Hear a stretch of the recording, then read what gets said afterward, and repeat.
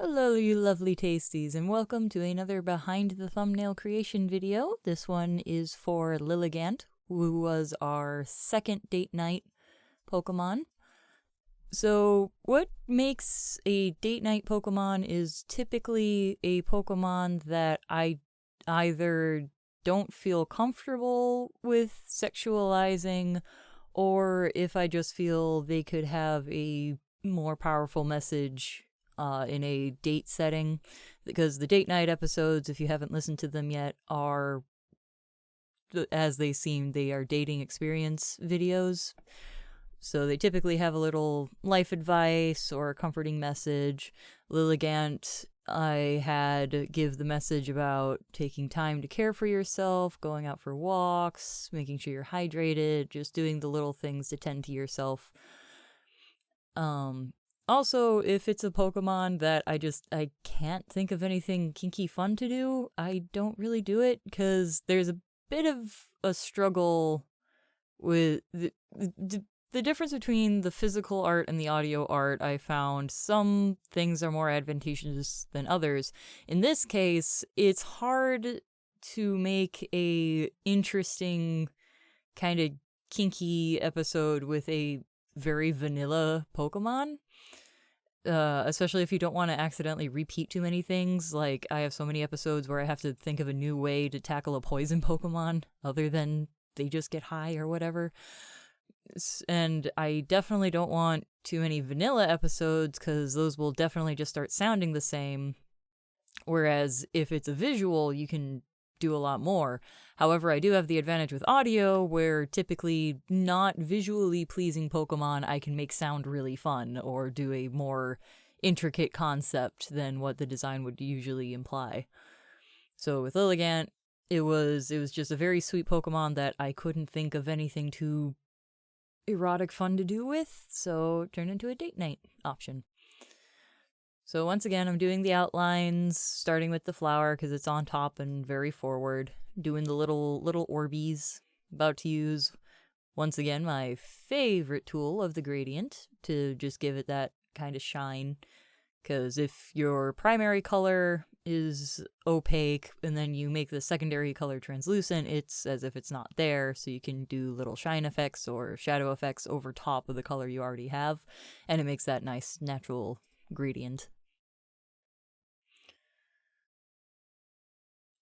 Yeah, I'm using the line tool, so it's all nice and crisp. I don't think there's really many... I think the only part where I really do hand painting is with the design on the giant petals, and then a little later I do some tiny flowers. Yeah, you'll also see I try to get ahead of the game with the labeling layers as much as possible and making as many layers, because Lilligant has a lot of separate pieces. It has a lot more than the usual Pokemon I use, or the usual Pokemon that I have drawn, so I try very hard to make sure that I keep track of where the heck I am, so it's easier to divide and conquer. This one, it took me a minute to figure out which part I wanted to make the Ditto color, because I considered just making the body the pink, but I like making the majority color or the major color of the original Pokemon become that Ditto pink, because then it super emphasizes my Ditto character and makes it more signature to my series. I'm using the fine lines here for the leaf indents so that it differentiates from the thicker straight up outline lines.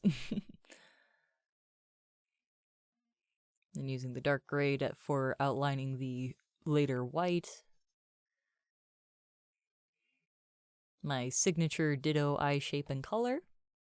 Sometimes I'll add a little unique detail from the Pokemon, like with Miss Magius we had previously. I gave it the eyeshadow. I believe Banette has a fairly unique eye, and I believe my Survivor I gave the serpentine pupil. Sometimes I'll give a little touch in homage, but Otherwise, I really like the designs as they are.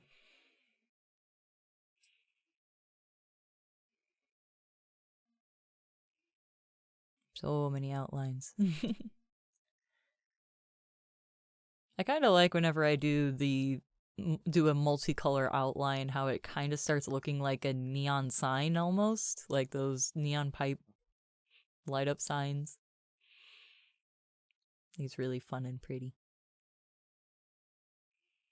So this video is sped up 4 times as opposed to the so far usual 3 times. It's probably going to vary the more I do these, so I'm eventually likely to either not list it or I don't know. We'll see what you guys think if you like to know how fast these are sped up, because the overall time for making this was around an hour and 10 minutes, about the same length as the Miss Magius one. I actually did this one the same day as Miss Magius, so I was working at these thumbnails, those 2 thumbnails, for a total of, I want to say, 3 to 4 hours, with breaks in between, of course. So I try to do these in batches because I try to do better about going and doing backlogs and whatnot. Again, the fine line indent for the leafy hands.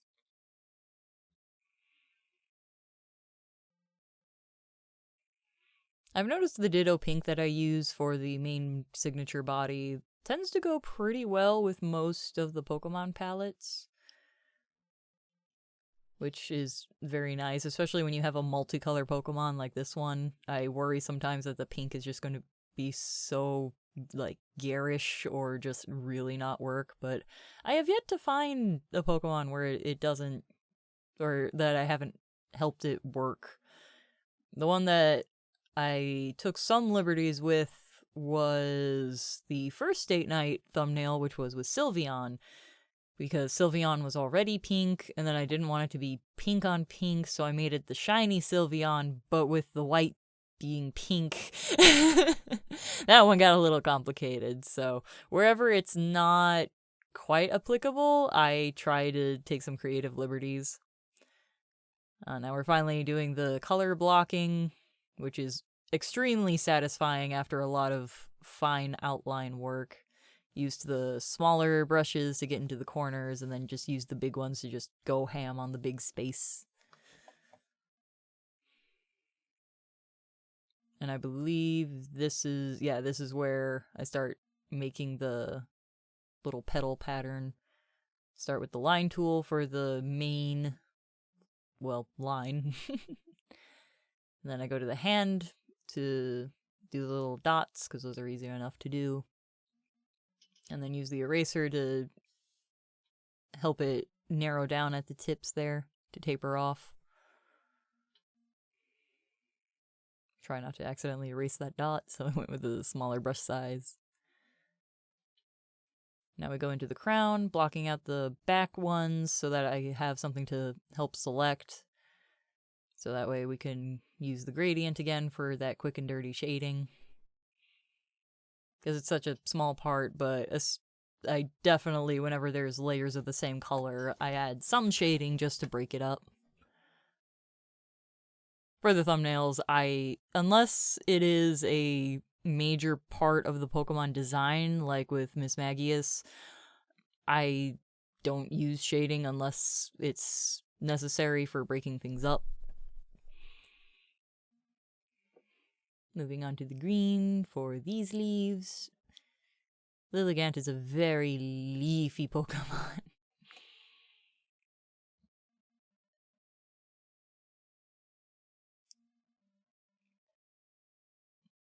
Some of the pauses, I admit, are me getting distracted by the video I had playing, and also, as I mentioned, I did Miss Magius before this, so I'm probably about an hour and a half in to this already.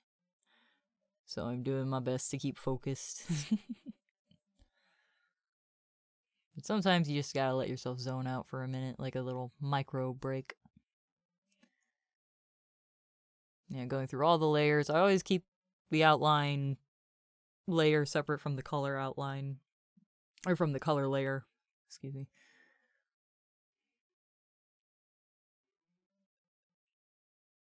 Down there, I got a little loosey with the layering.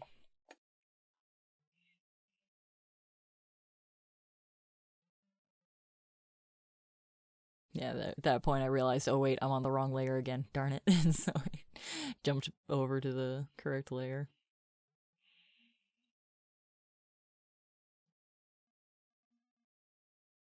I do my best to keep the layers straight, but they're more of a polite suggestion than a solid law of how I organize everything.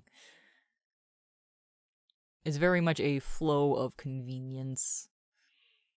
Because while there are some things that I'm going to be repeating every video because that's part of the system, overall it's just a matter of what happens to work at the time or not.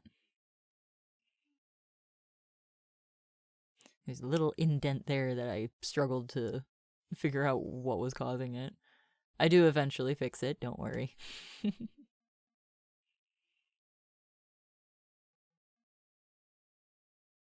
Alright, now we're snatching. We're going on to the background now. So I snatched some original colors from the original Pokemon, and render cloud is what we start with, and then I start playing around with distortions. What I'm trying to create is the bush that was sketched out in the back, because the episode takes place in a flower garden, so I want her in front of like a little topiary thing. There's no exact method that I use to make an effect. Even if I like find one that works perfectly, I typically don't remember how I did it. I know I start with render cloud and then mess around from there. So I'll use like 5 different effects for one textured area.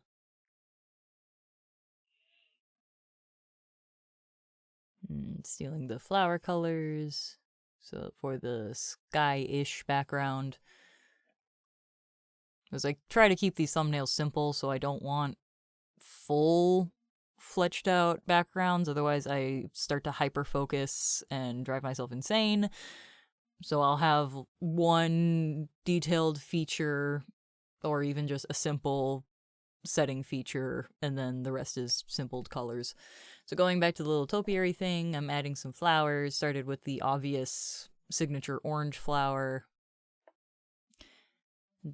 Then I decided I wanted... First, I initially thought I'll just have one ditto pink flower, but then it felt kind of empty, and it's like, nah, we'll have a nice little mix between the original and the ditto. Using the yellow for the little pollen spots. And for that orange and yellow background, it was the gradient tool again. The gradient tool has, I want to say, like 5 or 6 different settings of the way the gradient can work. I decided to use the one that kind of looks like a sunshine ray. So I'm looking at it and debating, and I decided the bottom looks a little busy compared to the rest, and so if I believe... Oh no, I got ahead of myself. Haha, now I'm doing the little number for date number 2. So here I'm messing around with the sizing. I typically use the same font for each of the dates because it's a nice little pretty one. Try to get the sizing right so that it's legible from a distance. Expand that a bit so you can actually read it. Snag the DDD, slap that on there.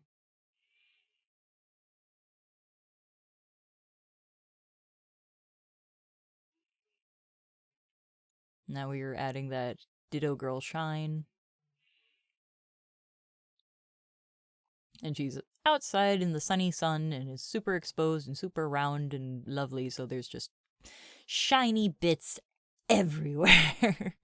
Practically making her look like latex.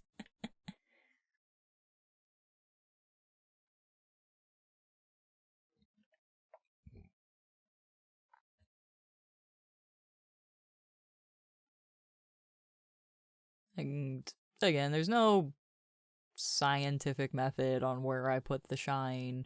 I know there are probably like some major artists that babble on about the mind your light source and all that, which I kind of am, but honestly, I just go by what pleases my eyes on where to put it. As long as you get the idea that she be shiny, yo, that's all I really go for. Especially since these typically are posted as kind of small. The biggest you ever see them is whenever I do the early post in the subscribe star or in these YouTube videos, but their original intended source is for on my Fur Affinity, and those post really, really small because the emphasis is supposed to be the audio file that you post, so the thumbnail is just a small little, hey, look at me.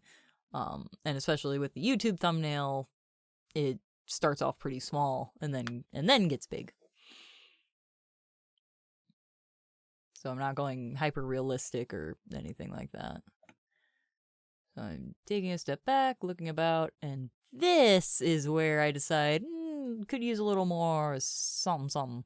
So learning from my Spiritomb, I just spew little shiny sparkles everywhere, simulating kind of a mix of like pollen and those sunbeam lights that you see, backing up a bit and deciding where to put them because I don't want to accidentally get straight lines everywhere. I want to have it a bit of a mixed pattern. So you might notice I forgot a feature on Lilligant again. So this bit I actually did while I was editing this video. I realized during the back and forth, oh geez, I forgot her back leaves entirely, and that's kind of a big part. Don't ask me how I missed them. I genuinely don't know. It's a blur. But I noticed them now, literally right now. So I went back, recorded me throwing this bit together. But thankfully, I always save the original art file as well as the finished product, so it's a really quick, easy fix of just running in there, adding some little layers, and just slapping these back on. The only bit I didn't get was the undershading for that back pink petal. So with those layers disappearing and reappearing, the little notches on the skirt, right there. I was trying to figure out where those were so I could fix them because they were driving me nuts.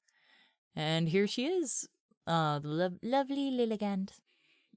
Yeah, and you can see that undershading that I did on the big pink back petal I added after. Because, again, it was the same pink on top of pink, and I didn't want it to just blend into one, so I added some soft shading, similar to the way I did the shine. Just a big blotch of color, and then went in with the eraser and softly did a gradient from the outer edge. And that was the touch and go of Lilligant. If you wanted to have early access to these videos, you can go to my subscribe star and also to hear the original post. Date night videos are available as low as the $1 tier. The Not Safe for Work training sessions are at the $5 tier. But for the thumbnail art, you get early preview of the art and early access to these videos, again, at the $1 tier. There are others if you want to support even more. I also have my social medias of Instagram and Twitter and Fur Affinity. And that's about it. So I'll see you in the next one. Bye-bye.